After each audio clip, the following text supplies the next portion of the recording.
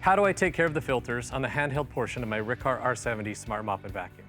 Hi, I'm Josh from Riccar. We're going to show you how to take care of the filters inside your dirt cup on the handheld portion of the R70 Smart Mop and Vacuum. So what you want to do here, remove the handheld. There's a button right here that's going to remove our dirt cup.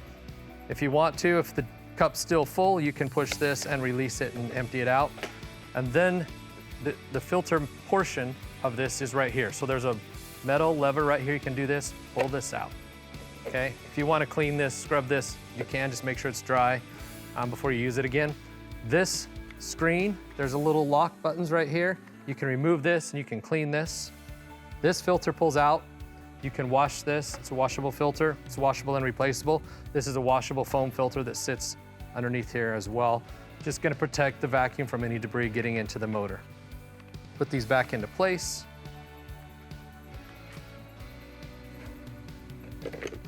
Slide that into place. Now, one thing I like to do here is you want to get this tab right here onto this portion of the machine first, and then it will just lock into place. And now you're ready to use the handheld portion of your R70 Smart Mop and Vacuum again. Happy vacuuming!